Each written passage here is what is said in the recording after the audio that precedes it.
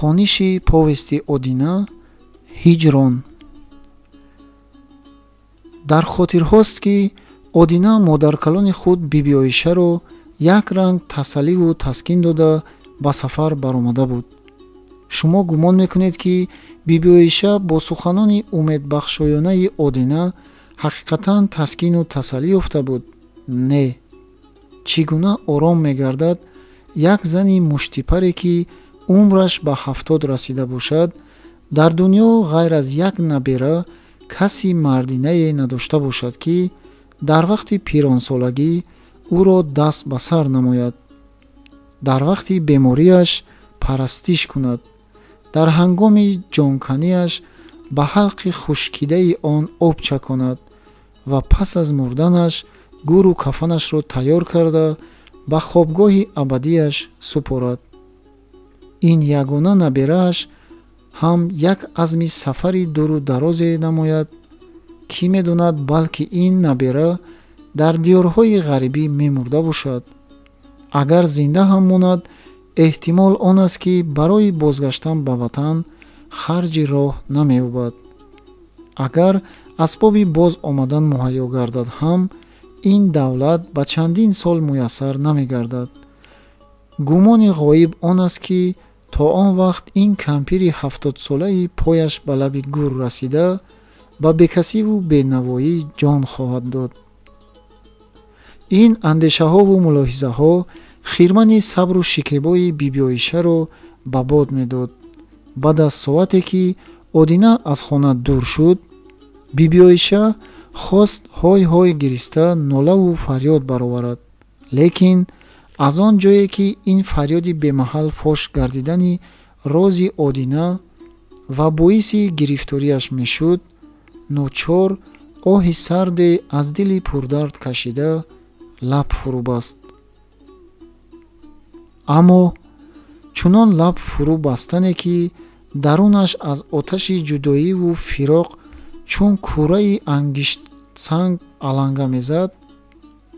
оре, аз ду чашми хунбораш сиришк равон шуда кӯшиш мекард ки ин оташро қадре фурӯ нишонад.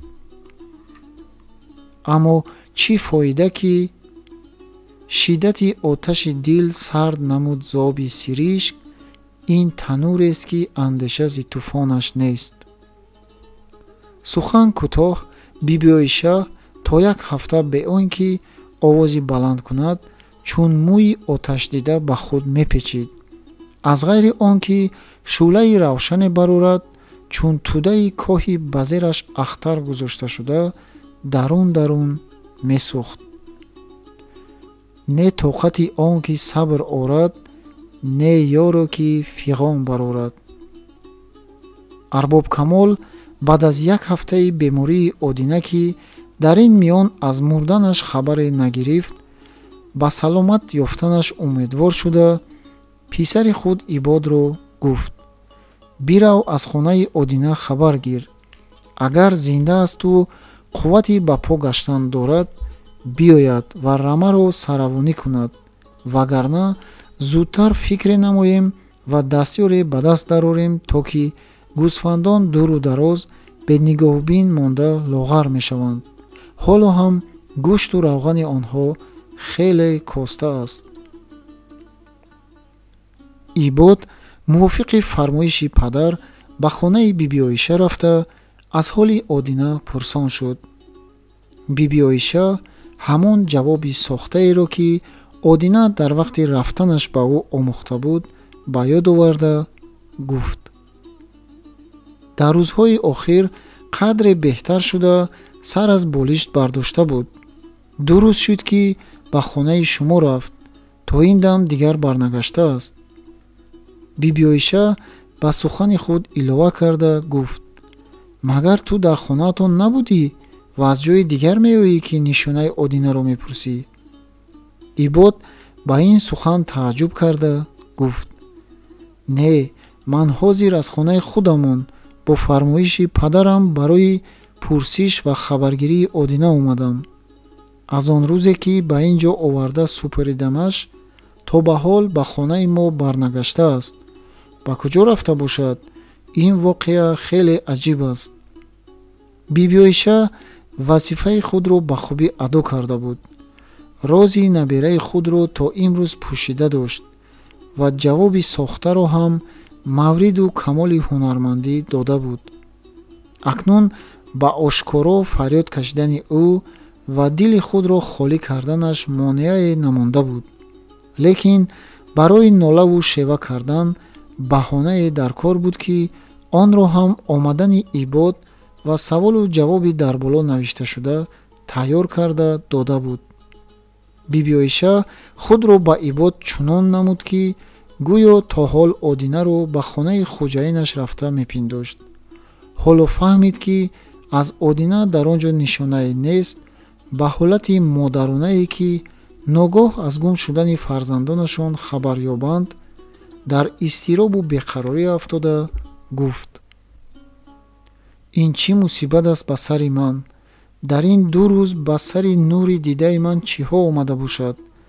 агар ба хонаи шумо намерафт, албатта мебоист ба ин ҷо боз мегашт. магар ба дарае афтода талаф шуд, ё ки аз нотавонии ӯ фоида бурда гургон даронданаш, ё деве заҳматаш расонд ва ё дар камингоҳи ғаниме будааст, ки аз ӯ интиқом кашад. во балам, во Одинаҷонам, во чашму чароғам, во қуввати дилам. вой вой вой. оре, биби Оиша имрӯз фарзанди худро гум кардааст. боз як ранг гум кардане, ки ба ин наздикиҳо ба ёфт шуданаш умед надорад. ҳарчанд таърихи мусбати ин аҷӯзаи нотавон 1 ҳафта пештар аз имрӯз аст, аммо бинобар сабабе, ки дар боло гуфта шуд, то ҳол роҳи изҳори он баста буд. имрӯз метавонад дилхоҳи худ рӯйканию синазанӣ намояд. бинобар ин биби Оиша ҳой ҳой гирьяву зорӣ карда ба мазмуни ин ғазал нолаву шева менамуд: то маро ин нури чашми меҳрубон аз даст рафт, тоқати тан, сабри дил, ороми ҷон аз даст рафт. рафт он гул аз назар, ёрои фарёдам намонд, булбули шӯридаам, ки фиғон аз даст рафт. дар ҷаҳони бевафо дилбанди ман он буду бас, рафт дилбандам сазад гӯям ҷаҳон аз даст рафт.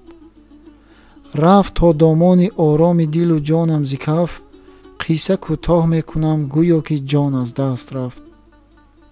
ибод баъд аз он ки соате ин азохонаи ногаҳониро тамошо кард, ба пеши падараш баргашта сурати ҳолро баён кард. арбоб камол, ки дар муддати 5 сола айёми зиндагии худ чандин нафар монанди Одина бечорагону бекасу кӯро бо фиребу найранг ба доми хизматгории худ кашида буд ва бисёртарини онҳо ҳам ба оқибати кор бо гурехтан аз ин доми бало худро халос карда буданд, ба зудӣ ба ҳақиқати ҳол пай бурда донист, ки Одина гурехтааст. пас ба писари худ Ибод: сад ҳайф, ки шикорро муфт аз даст додам. албатта ин курнамак сари худро гирифта аз диёр рафтааст. бо вуҷуди ин бояд ба пеши модаркалонаш биравам ва худ таҳқиқ намоям. шояд нишонашро аз ҷое дарёбам. агар Одинаро ба даст дароварда натавонам ҳам, аз ин кампир ниқори худро мегирам, гуфта чӯбдастеро ба даст гирифта ба роҳ даромад. арбоб ба хонаи Одина омада биби Оишаро ба гирьяву зорӣ дарёфт. биби Оиша вақте ки арбобро дид, оби чашмони худро бо остинаш пок карда аз нолаву зорӣ хомӯш гардид ва муҳайёи гуфтугузор шуда салом дода ба арбоб нигоҳ карда истод. арбоб ба ҷои салом бо қаҳру ғазаби тамом: Одина куҷост? гуфта пурсид. биби Оиша бо нармиву мулоимат моҷарои сохтаро ҳикоя кард. арбоб гуфт: ман ҳилаҳои мисли ту занҳои девсириштро ба хубӣ мефаҳмам. албатта одинаро худ бадроҳӣ дода гурезондаӣ. имрӯз худро ба нодонӣ андохта ба ман суханҳои сохта мезанӣ. албатта бо раҳнамоию далолати ту гурехтааст. лекин рост бигӯ ки кай рафт ва нияти куҷо дошт, то имкон бошад худ ӯро ба даст дарорам ва ту аз ҷанги интиқоми ман халос шавӣ. вагарна ба ҷои одина ба дасти ману ба зери ин чӯб ту ҳалок хоҳӣ шуд. биби Оиша дид ки аз дасти ин сахтдили нобакор ба нармзабонӣ халос шудан мумкин нест. ночор ба душман фурсат надода, ҳарчи бодобод худ ҳуҷум карданӣ шуд ва гуфт: эй арбоб, ман яқин медонам ки писарамро худат кушта ба кадом дарае гурондаӣ. акнун ба ман дурӯғи пешупешакӣ мезанӣ. ту гумон мабар ки ман роҳи ҳокиму қозиро намедонам.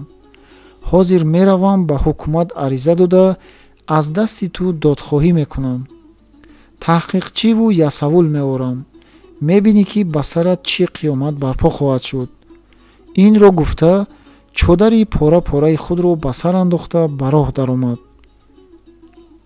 арбоб камол аз ин рафтори биби Оиша андешаманд шуд, зеро ӯ ба хубӣ медонист ки ҳарчанд ҳокиму қозӣ парвои кушта шудани одина надоранд, лекин додхоҳии як нафар, хоҳ ҳақ асту хоҳ ноҳақ, баҳонаи хубе хоҳад шуд ба дасти эшон барои порагирӣ ва пулситонӣ. агар ин зан рафта ба ҳокиму қозӣ арза кунад, ҳамон соат мулозиму навкарони эшон омада бе таҳқиқу тафтиш одинаро ба дасти арбоб камол кушта шуда шумурда, аз арбоб бо номи пули хун маблағи калоне ситониданашон мумкин аст. оре, агар дар ин миён одина ба даст афтад, пас аз таҳқиқ кардан ба арбоб камол ба ғуломии абадӣ месупоранд. аммо одина дар он ҷое набуд ки дасти ҳокимони қаротегин ба он ҷо бирасад. арбоб ҳарчанд дар зоҳир ба кибру ғурури нафси худ шикасте надода, ба куҷое ки меравӣ бирав, ман аз касе бим надорам гуфта дуғ зад, аммо дар ботин ба сабаби андешаҳое ки дар боло навишта шуд, ба ғоят дар тарсу ҳарос афтод. бинобар ин бо якду нафар мӯҷсафедони қишлоқ моҷароро хабар дода, аз роҳ боз доштани биби Оишаро аз онҳо илтимос намуд.